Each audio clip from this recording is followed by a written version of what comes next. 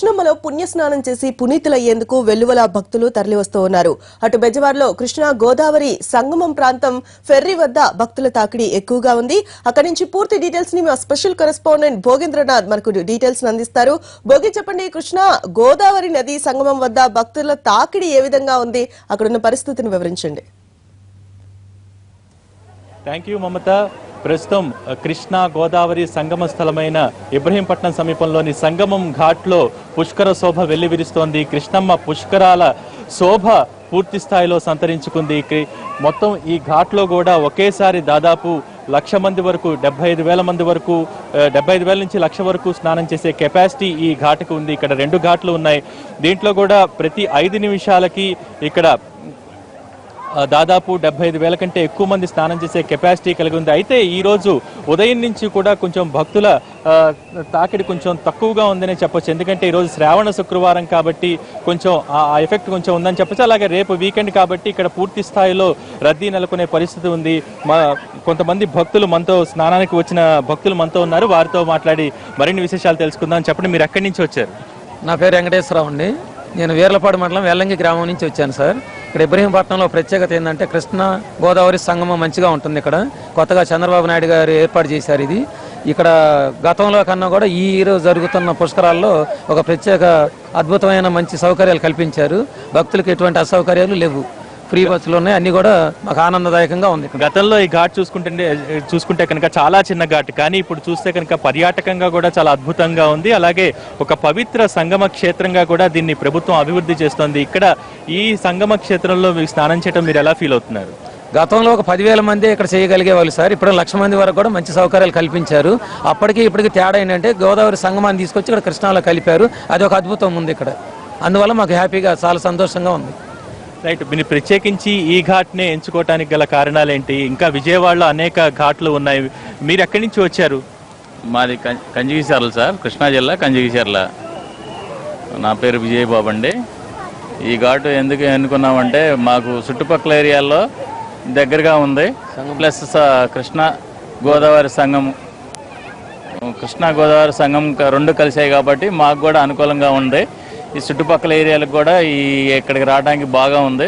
దాని సందర్భంగా మేము ఇక్కడికి వచ్చాము. ఇక్కడ సౌకర్యాలు చాలా అద్భుతంగా ఉన్నాయి. అలాగే ప్రభుత్వం కూడా అనేక సూచనలు ముందరే భక్తులకు చేసింది. ఎందుకంటే ఇబ్రహీంపట్నం దగ్గరే వెహికల్స్ ఆపేస్తున్నారు. అక్కడి నుంచి ఇక్కడికి రావడానికి ఏమన్నా ఇబ్బందులు ఉన్నాయా? సౌకర్యాలు ఏ విధంగా ఉన్నాయి? ట్రాన్స్పోర్టేషన్ సౌకర్యాలు చాలా బాగున్నాయి సార్, అద్భుతంగా ఉన్నాయి సౌకర్యాలు. ఎందుకంటే అక్కడికి రాగానే మేము వెహికల్స్లో వచ్చాము. వెహికల్ పక్కన పెట్టేసాము. అక్కడి నుంచి ప్రభుత్వం బస్సులు ఫ్రీగా కల్పించింది.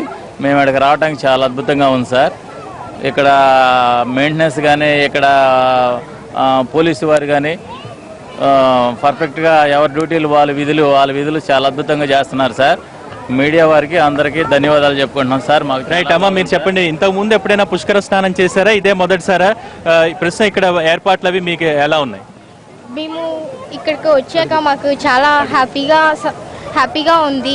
సీఎం ఫెసిలిటీస్ చాలా బాగా ఇచ్చారు. మాకు ఎంతో సంతోషంగా ఉంది. మేము ఎప్పుడూ ఊహించలేదు ఇన్ని ఫెసిలిటీస్ ఇస్తారని, కానీ ఫస్ట్ టైం చూస్తున్నాను. చాలా హ్యాపీగా ఉంది. Thank you. ప్రస్తుతం ఇప్పుడు ఆధునిక యుగంలో యువతంతా ఫేజ్ 3కి వెళ్తున్నారు. ఇప్పుడు భక్తి భావంలో మునిగి తేలటం ఇక్కడ చాలా మంది యువత కూడా కనిపిస్తున్నారు. మీకు ఎలాంటి ఫీలింగ్ ఉంది? I'm so excited, full happy with this. Okay, right, చెప్పండి అమ్మా, మీరు ఎక్కడి నుంచి వచ్చారు? మీరు ఎలా కంచించర్ల. చెప్పండి, ఇక్కడ ఏర్పాట్లు ఎలా? చాలా బాగున్నాయండి. సీఎం గారు చాలా బాగా చేశారు. అందరికీ ధన్యవాదాలు.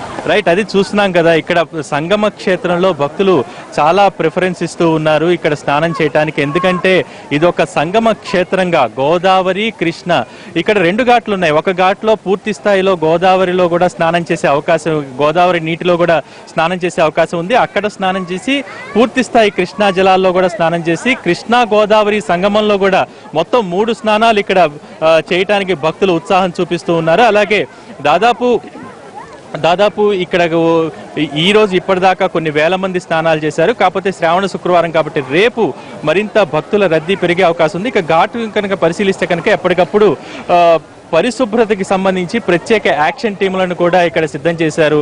ప్రతి అరగంటకి ఘాట్లని పూర్తి స్థాయిలో శుభ్రపరచడానికి ప్రత్యేక యాక్షన్ టీములను కూడా సిద్ధం చేశారు. ఎందుకంటే భక్తులు కృష్ణమ్మకి పసుపు కుంకుమ అలాగే దీపారాధన వంటివి సమర్పిస్తారు కాబట్టి అవన్నీ నీటిలో ఎప్పటికప్పుడు క్లీన్ చేయాల్సిన అవసరం ఉంటుంది, లేకపోతే అంటువ్యాధులు వచ్చే అవకాశం ఉంటుంది. కాబట్టి ఎప్పటికప్పుడు యాక్షన్ టీములు రంగంలోకి దిగి ప్రతి అరగంటకి ఘాట్ల మీద మెట్ల మీద ఇటు ఘాట్ లోపల నీటిలో కూడా పరిశుభ్రత కోసం ఎప్పటికప్పుడు ప్రత్యేక టీములు అలాగే స్వచ్ఛంద సంస్థలు కూడా ఈ ఘాట్ల క్లీనింగ్ లో పాల్గొంటూ ఉన్నాయి. ఇక్కడ ఘాట్లో భక్తులకు మంచినీటి సౌకర్యం కానివ్వండి లేకపోతే ఆహార సదుపాయం కానివ్వండి ఇక్కడ పూర్తి స్థాయిలో కల్పించేందుకు ఏర్పాట్లు చేశారు. అలాగే విజయవాడలో దాదాపు కొన్ని కిలోమీటర్ల మేర ఘాట్లని ఈ మధ్య కాలంలో అభివృద్ధి చేశారు. గతంలో కనుక చూసుకుంటే ఫెర్రీ ఘాట్ చాలా చిన్నగా ఉండేది, కేవలం ఒక 10,000 మంది మాత్రమే స్నానం చేసేందుకు అవకాశం ఉండేది. కానీ ఇప్పుడు పరిస్థితి అలా కాదు.